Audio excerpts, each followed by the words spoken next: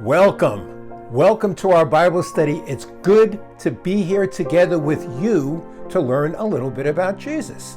Well, today we're going to continue on in our study of the Gospel of Mark, and we're going to do chapter 3, the first 6 verses. And Jesus is going to heal a man today, but more importantly is his interaction and his conflict with some of the Jewish leaders who are called Pharisees. But first, let me ask you a question. Are traditions important to you? You say, well, yeah, I think traditions are important to me. Traditions are very important to me. In fact, you may not know it, but my education is engineering. I'm an engineer. Everything I do has processes. I have a process for getting up in the morning, a process for going to bed at night, a process for this. And these all become my traditions. And in fact, I like the traditions that we have in our worship service when I ring the bell to tell you to take all your cares and put them behind you. I like our tradition of saying, aloha, see you there. Well, see you there, see you where? See you in heaven. That's why I like that expression. And aloha comes from a lady by the name of Mary, who we've known for a very, very long number of years. And she would always say aloha, and it just seemed like a great greeting or a great greeting to end our services with. And that's why we say, aloha, see you there. But the problem is sometimes traditions become more important than doing good. I mean, for instance, if I rang the bell and there was a lady sitting over there and it was hurting her ears, that would be a bad thing to do for the sake of tradition. One thing that's really important, you're going to find out today that the Jewish leaders, the Pharisees in particular, set their tradition above doing good to people.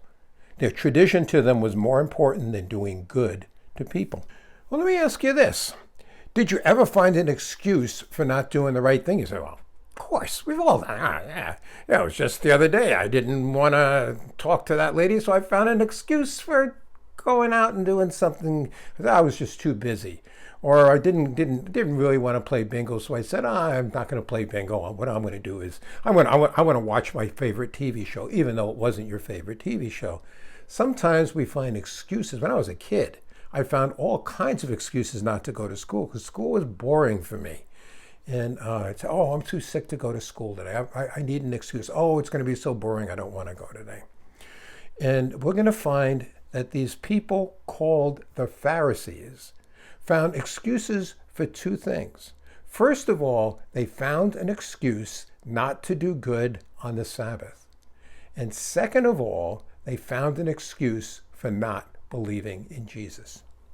Well, who were these guys, the Pharisees? Well, here's a picture of what maybe they look like. We don't know. It was 2,000 years ago. Weren't a lot of cameras there. But this is a picture I picked off the internet. Maybe the Pharisees looked like these guys. So who were they? Well, the Pharisees were a very powerful, underlined powerful, Jewish sect back in Jesus' time. A sect like, we have Methodists and Christianity, and we have Baptists and Presbyterians and Catholics. And even within Catholics, some of the priests are Dominicans and others are Benedictines, others are Jesuits. So that's kind of the idea of what these Pharisees were. They were small group of people that had the same beliefs and obeyed the same rules. And they were very powerful. They were often, not always, not all Pharisees were on the Jewish Sanhedrin or the leadership, but the leadership was composed, maybe 1/3 of the leadership were Pharisees. The Pharisees vigorously obeyed the tradition of what's the tradition of the elders? Well, that was their interpretation, their expansion of the Old Testament, specifying exactly what rules they had to follow. And we're going to get into that a little bit. The Pharisees were very religious. You'd always, when you think about the Pharisees, you think of religious people. Think people that did things religiously. They loved the praises of men. They really thought they were something, and they loved men to praise them. For instance, If they were going to fast, a lot of people fasted in those days, they'd make their faces look really, really, so they were really, really hungry. Oh, look at me. I'm doing such a good thing. And people would say, oh, you're so good because you're fasting. Or they'd say these long, flowery prayers, so people would say, look how good they were. And they loved the front seats in the synagogue and the best seats at the banquets. And they loved the praises of men over the praises of God. Who were the Pharisees?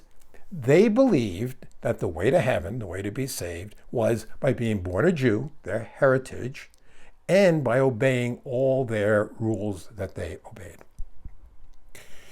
These guys were so rabid for their religion that they had the first 5 books of the Bible memorized. Imagine, they had Genesis, Exodus, Leviticus, Numbers, and Deuteronomy all memorized. They had them memorized. Whew. That is a chore, and you had to do that in order to become a Pharisee. However, Pharisees segregated themselves from sinners. If they thought you were a sinner, they wouldn't have anything to do with you. Nothing to do with you. They'd walk down the street on the other side.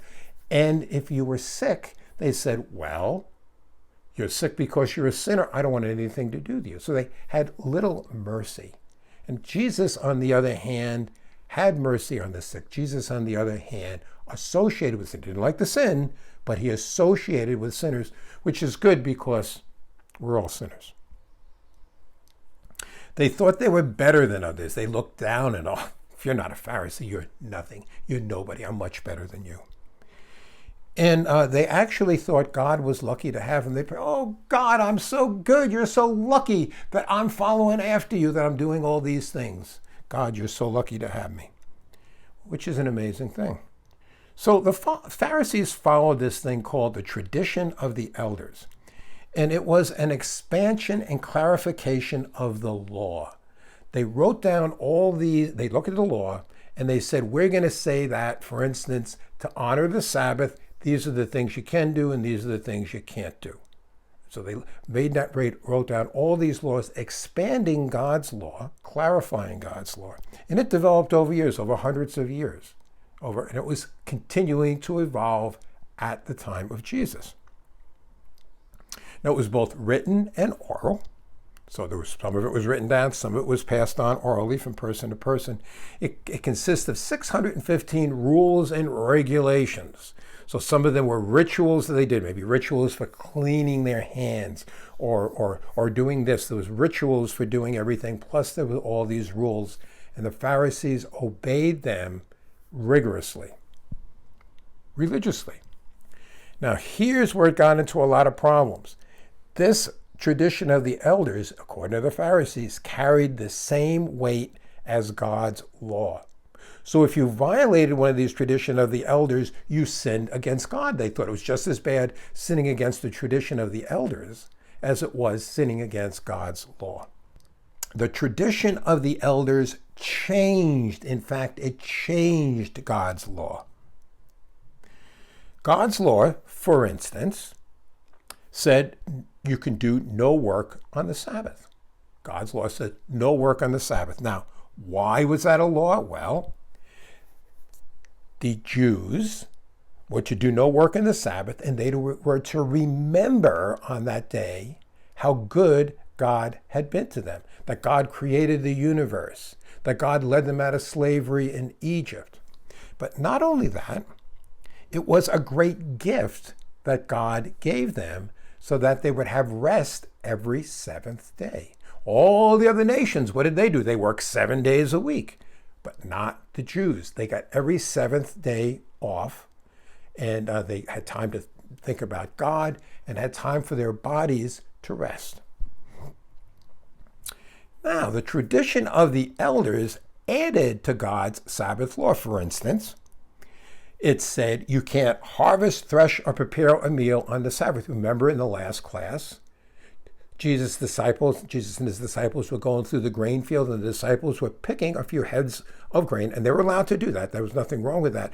But by picking the grains, it was a Sabbath, the Pharisees were saying, oh, you can't harvest, that's harvesting. And when they broke the grains together, oh, that's threshing. And when they ate some of that, Oh, you prepared a meal on the Sabbath. You're a great sinner. You can't be doing that. Jesus said, no, no. They were hungry. They're just having a little bit to eat. It's no big thing. But the Pharisees, they're sinners. They're sinners. Well, today, Jesus is going to have conflict with the Sabbath, with the Pharisees over the tradition of elders' rulings, laws about healing.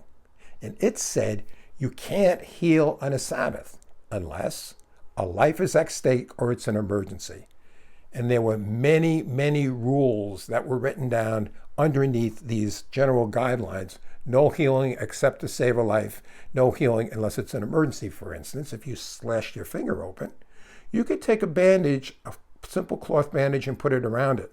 But you couldn't wash it because that was work. You couldn't put oil on it or salve on it because that was work. And there was many, many other details like this. And the conflict between Jesus and the Pharisees is escalating. Even today, it gets pretty intense. You see, the Pharisees were annoyed because Jesus didn't. They were annoyed for what he didn't do. First of all, he didn't accept their authority. He didn't accept their authority at all. Matter of fact, he told them that what they were doing was wrong. He didn't accept their authority. Furthermore, he didn't obey the tradition of the elders. Jesus says, these are rules made by man. You have to obey God's rules for sure, but you don't have to obey these other rules that are made by man. And certainly Jesus did not meet their expectation of the Messiah, and conflict between Jesus and the Pharisees was growing. With all that as background, we're finally going to get into chapter 3, verse 1. All right. So Jesus, entered again into a synagogue, and a man was there whose hand was withered. So, Jesus went into a synagogue, and a man whose hand was withered was there. Now, you can think about a synagogue as being a church. It's not exactly a church, but they were similar in that the church of today has to do with fellowship. Synagogues back in those days had to do with fellowship. There's churches in every town here. There were synagogues in every city and every town in Israel at that time. But it was a synagogue was a place of teaching. They did a lot of teaching and discussing of the law and the tradition of the elders. And they didn't do worship in the synagogues like we do worship in our churches. The worship was confined to the temple in Jerusalem. Now, withered means shrunken and powerless. So maybe this guy's hands up like this. I don't know. And maybe it's withered away. It's barely there. Tradition has it that this man with a withered hand had been a bricklayer, and you can't be a bricklayer without two hands. And so this guy not only was infirm, he had a withered hand, he couldn't make a living. And these Pharisees were there to set a trap for Jesus. Probably they brought the man with the withered hand with them, hoping that Jesus would heal on a Sabbath. So the Pharisees, now I know it's the Pharisees because I've read all the way through this passage, and we'll get to that, but the Pharisees, were watching Jesus to see if he, Jesus, would heal him on the Sabbath so that they might accuse him, setting a trap. So the Pharisees were watching Jesus, watching him, to see if he would heal on the Sabbath so that they might accuse him. So why were they watching Jesus? Well, here's their argument. Jesus had claimed to be the Messiah. Would Jesus sin by healing on the Sabbath? If Jesus healed on the Sabbath, it was sin. It was just as bad sin as violating God's law. They were equal. Could Jesus be the Messiah if he was a sinner? That was the trap. That's what they had set. Jesus said to the man with a withered hand, "Get up and come forward." And you can picture that. Jesus says to the man with a withered hand, "Get up and come forward." The guy gets up and he's standing there. And Jesus, said to them, to the Pharisees, is it lawful to do good or to do harm on the Sabbath, to save a life or to kill? But they kept silent because obviously the answer had to be, oh, it's okay to do good on the Sabbath. Oh, it's okay to save a life on the Sabbath. It's okay. It's okay to be nice to somebody on the Sabbath.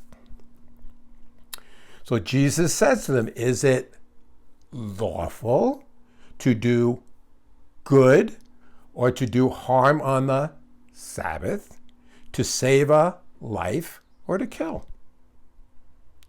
So what is Jesus saying? He's saying, listen, helping someone is more important than tradition. Helping something is more important than all your silly rules. Jesus is saying doing good is always the right thing to do, even on the Sabbath. Doing good's always the right thing to do, even if it happens to fall on the Sabbath. You do it every day, Sunday, Monday, Tuesday, Wednesday, Thursday, Friday, and on Saturday. I think he was also getting to this. When God told you to love your neighbor, he meant it. He meant it. Jesus was saying, you got to love your neighbor, even on a Sabbath, all the time. And I also think that he might have been getting to avoid doing good is to do harm. If you have an opportunity to do good and you pass it up, that's just as sinful. That's just as sinful as doing something you shouldn't have done, not doing something you should do, helping somebody when you should. And if you don't do that, it's just as sinful as breaking a commandment. Mark 3:5. After looking around at them with anger, grieved at the hardness of their hearts, Jesus said to the man, stretch out your hand. And he stretched it out, and his hand was restored. This is an interesting verse. Have you ever heard the word anger in Jesus in a verse before? Probably not very often. That's how important this was to Jesus. So looking at the Pharisees with anger and grieved at their hardness of heart, he said to the man, stretch out your hands, and he stretched it out, and his hand was restored. So God made this guy well. So why was Jesus angry with the Pharisees? Why was he angry with the Pharisees? Well, they had changed God's law. The Pharisees should have known better, but they accepted all this change to God's law. Tradition to them became more important than people. Furthermore, they refused to believe who Jesus was. Of all the people that should have known that Jesus was the Messiah, it should have been the Pharisees.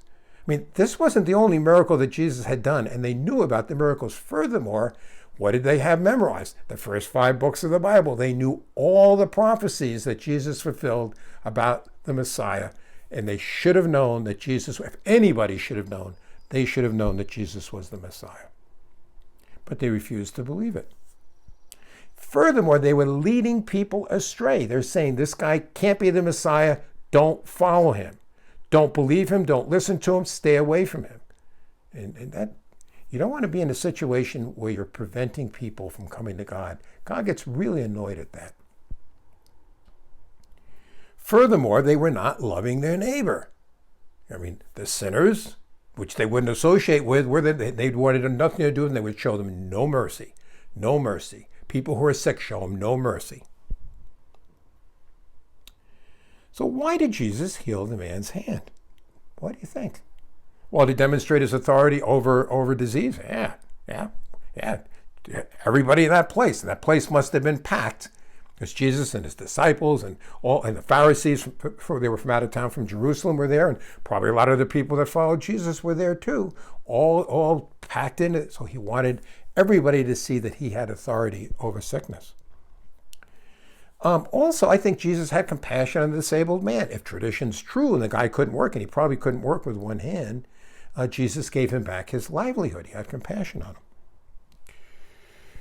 You think he did it to make the Pharisees angry? Well, I don't know whether he purposely wanted. I don't know whether he wanted to make the Pharisees angry, but he sure knew the Pharisees were going to get angry about what he did. I mean, the Pharisees had set this whole thing up to kindle their anger against Jesus. And maybe all those other people, he wanted those present to decide for themselves who he is. He wanted to say, listen, I'm the Messiah. As proof, I'm going to heal this guy. Also consider the prophecies. And so maybe because of this miracle, other people believed in Jesus, but not the Pharisees at this time. So what happened? The Pharisees went out and immediately began consulting with the Herodians, word you haven't heard before, the Herodians, we'll get to what that means a little bit anyway, against Jesus, how they might destroy him. So the Pharisees went out and immediately began counseling with the Herodians about how they might destroy him. They went out, planned to kill him. So why did the Pharisees want to destroy Jesus? Jesus didn't meet their expectations of Messiah. Didn't meet their expectations at all. Furthermore, they hated being contradicted, and Jesus was contradicting them. They hated that. They were better than other people. Nobody contradicts me. I'm a Pharisee. Jesus didn't praise them for obeying the rules. They figured, well, the Messiah is going to come up and say, you guys are doing a great job. Good job. Good job. You're following all these rules. And Jesus didn't do that. And they hated Jesus for that. Jesus challenged their authority. He told them, stop it. Stop it. This tradition of the elders does not have the authority of God. Don't follow it. And Jesus simply, in their minds, could not be the Messiah. I want you to note that the Herodians and the Pharisees were enemies. Normally, you'd never see them ever agree on anything.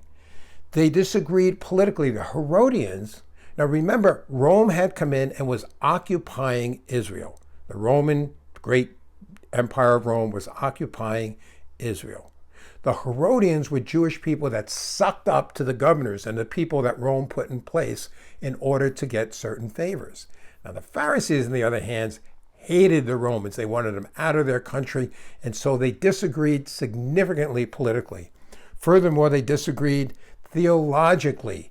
The Pharisees didn't buy into the Herodians didn't buy into all the Pharisees' rules and so forth, and they disagreed all the time. They fought tooth and nails. The Pharisee wouldn't even go up to Herodian. They didn't want to touch him because the Herodians associated with sinners because they associated with Romans to gain favor. The only thing that they agreed on, was that Jesus must be killed.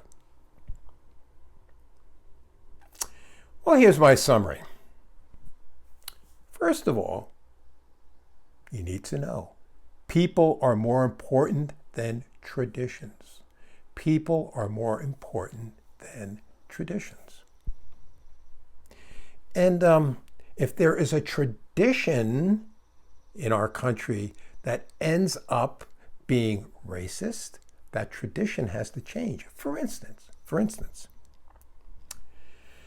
Now, summary. The Pharisees found a reason to discount Jesus.